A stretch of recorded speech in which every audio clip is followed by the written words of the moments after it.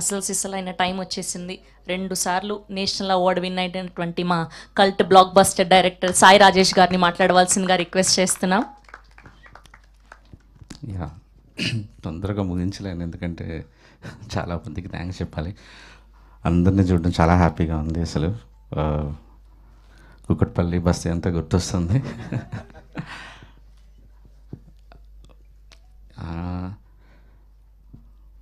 Actually Vaishnavi ఎప్పుడో ఇంటర్వ్యూలో చెప్పింది ఒకసారి, మా డైరెక్టర్ ఇంత మంచి రైటర్ అంటే సెట్లో రాసేవాడు స్క్రిప్ట్ అని.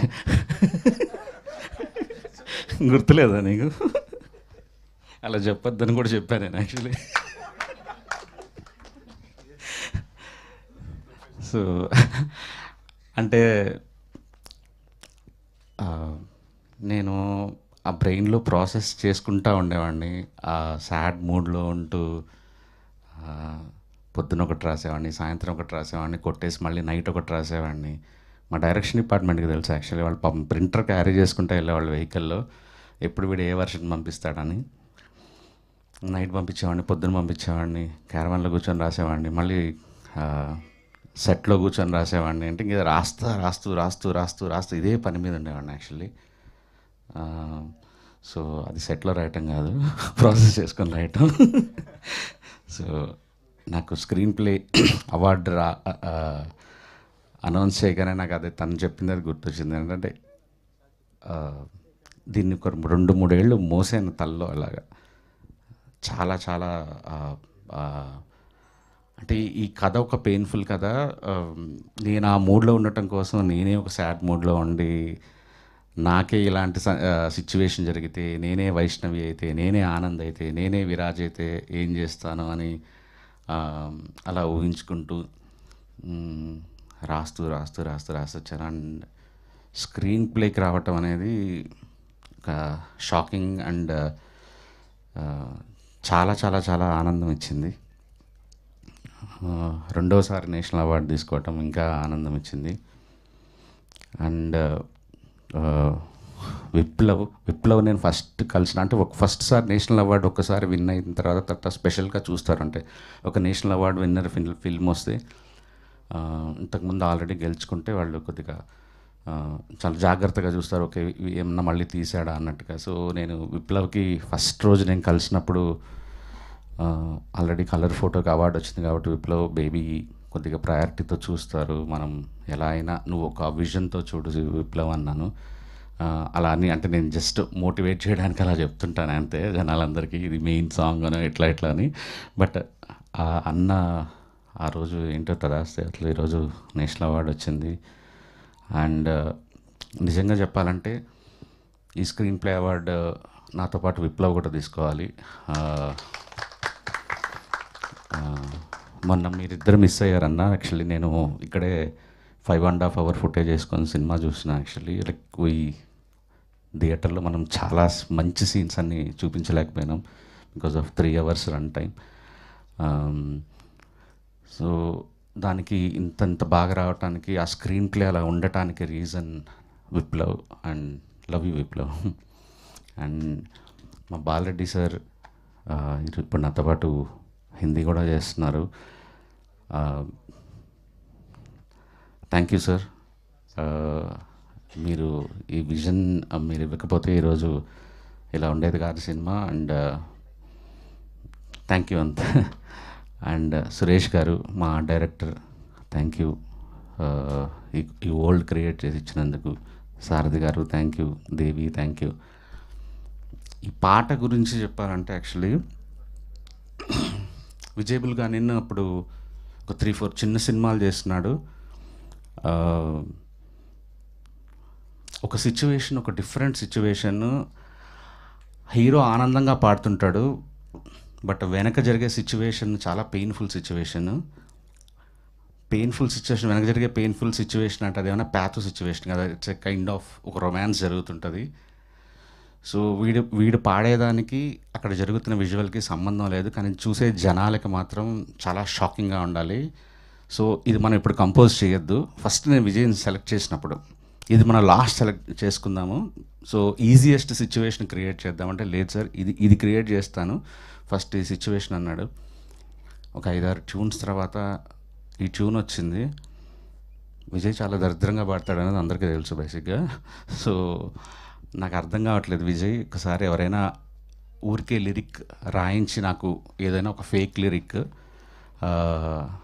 పంపించమంటే సురేష్ బన్సెట్టి, నేను తన పేరు ఇంతకుముందు ఎప్పుడు వినలేదు, సురేష్ బన్సెట్టి రాశాడు, మన కథ లాంటి మరో కథ చరిత్రలో ఉండదంటనే అని ఒక మాట చూడగానే అసలు ఇంకా నాకు అంటే సినిమా ఇంకా వరకు స్క్రిప్ట్ కంప్లీట్ అవ్వలేదు పూర్తిగా, కానీ ఒక గ్రేటెస్ట్ లవ్ స్టోరీ నేను హిస్టరీలో చూడని ఒక లవ్ స్టోరీ అని ఒక మాటలో రాసేసిన తర్వాత నేను ఆ లైన్కి తగ్గ సిచ్యువేషన్ క్రియేట్ చేయాలి ఫస్ట్లో అనుకున్నాను. అందుకే ఆనంద్ వర్షంలో నుంచి వర్షంలో కూర్చొని ఏడుస్తున్నప్పుడు ఆ లైన్ మళ్ళీ రిపీట్ చేశాను. యాక్చువల్లీ నేను అసలు ఈ సినిమా మొత్తము ఒక ఒక ఒక లిరిసిస్ట్తో రాయించుకుందాం అనుకొని, నాకు he's my saviour Suresh Bansetti. అంటే ఈ పాట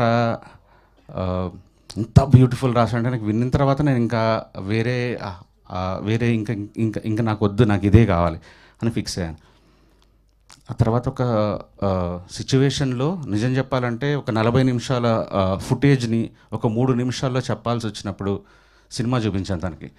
సినిమా చూపించి ఈ 40 మినిట్స్ నువ్వు 3-4 మినిట్స్లో చెప్పాలి నువ్వు కథని అంటే, సినిమా చూసొచ్చి పాట రాశాడు యాక్చువల్లీ, చంటి పిల్లల ఊగే మనసు అని. అదే లిటరలీ 40 మినిట్స్ ఆఫ్ ఫుటేజ్ని.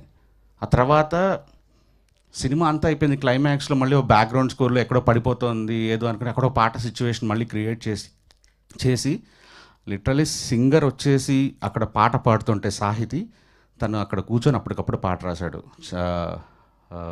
కలకలమే సాంగ్. ప్రతి ఒక్కరూ ఈ సినిమాకి హీరో, దాంట్లో ఒక హీరో సురేష్ బన్సెట్టి.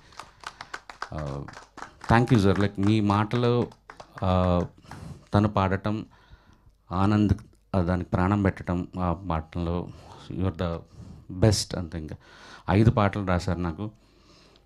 రోహిత్ పాడుతున్నప్పుడు నాకు రోహిత్ తన అచీవ్మెంట్ ఇంతకుముందు తెలియదు, తను ఆల్రెడీ ఇండియన్ ఐడల్ గెలుచుకున్నాడు, ఇవన్నీ నాకేం తెలియదు. బట్ ఎక్కడో నాకు ఎస్కేఎన్ కానీ ఓ పెద్ద సింగర్కి వెళ్దాం నాకు ఒక్కసారి ట్రాక్ ఒక్కసారి వినిన తర్వాత తినగాక ఇంకెవరు అంతే. సో నేను ఇంకా గుర్తుంది వాళ్ళ తన బావ అనుదీప్ తను రికార్డ్ చేసిన టైం, ఆ మూమెంట్స్ నాకు ఆ రోజు తెలిసి సినిమా బ్లాక్ బస్టర్ అవబోతుంది అన్న ఒక ఫీలింగ్ వచ్చేసింది. అండ్ నాకు పర్సనల్గా నిన్న టీవీ చూస్తున్నప్పుడు లైవ్లో ఫస్ట్ స్క్రీన్ ప్లే అనౌన్స్ చేశారు, హ్యాపీగా ఉన్నా. ప్రేమిస్తున్న రోహిత్ అని చూడగానే నాకు డబుల్ హ్యాపీ అనిపించింది అసలు. The song deserves and Rohit deserves. I'm super happy for you Rohit. Dheeraj ఈరోజు నాకు ఎస్కేఎన్కి మధ్య ఇప్పటికి కూడా ఒక bridge. Thank you Dheeraj. And Vaishnavi, good to see you after long time. Yeah. And ఈ సినిమా అందరికీ అన్నీ ఇచ్చింది. తనకు ఫిల్మ్ఫేర్, సైమా, ఇప్పుడు నేషనల్ అవార్డ్ ఫిల్మ్లో పాట అయినావు. Good luck for your journey. And అన్న యూ లుకింగ్ అమేజింగ్. కొత్త సినిమా గెటప్ అదిరిపోయింది. అందరూ గెలిపాడు అక్కడికి, ఇక్కడ అరిచింది. ఓకే, నువ్వేనా అరిచింది?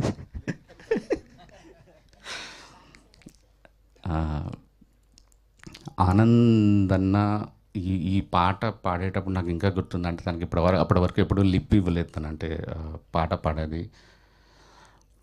నాకు సినిమాలో కంటే మనం తీసిన లిరికర్ వీడియోలో నేను రాత్రి చూస్తున్నప్పుడు కూడా అన్న, the way you are singing that song, అంటే నిజంగా మీరే పాడారా, మీ ఆ నర్వ్స్ అదంతా చూస్తే సినిమాలో ఎందుకురా ఈ షాట్ లేదన్నట్టు అంత ఫీలింగ్ వచ్చింది. అండ్ ఐ మిస్ యూ అన్న.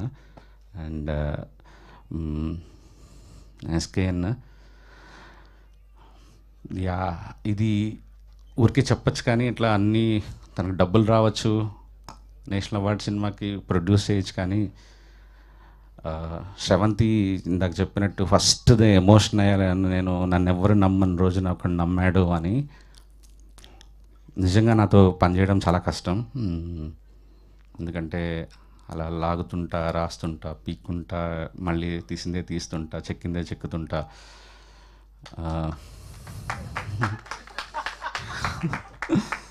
నమ్మాడు నన్ను. I love you. సో అంతే, తీద్దాం అనుకున్నాం, తీసాం. ఆ రోజు అనుకున్నాం, ఐ థింక్ ఇక్కడేనా మనం కలిసింది? ఫస్ట్ టీజర్ ఇక్కడే అయింది, first event. Thank you SKN for everything. Think ఎవరిని మర్చిపోలేదు అనుకుంటున్నా. రమణి థ్యాంక్ యూ. సారథి గారు లాస్ట్ మినిట్ వరకు సపోర్ట్ చేసినందుకు.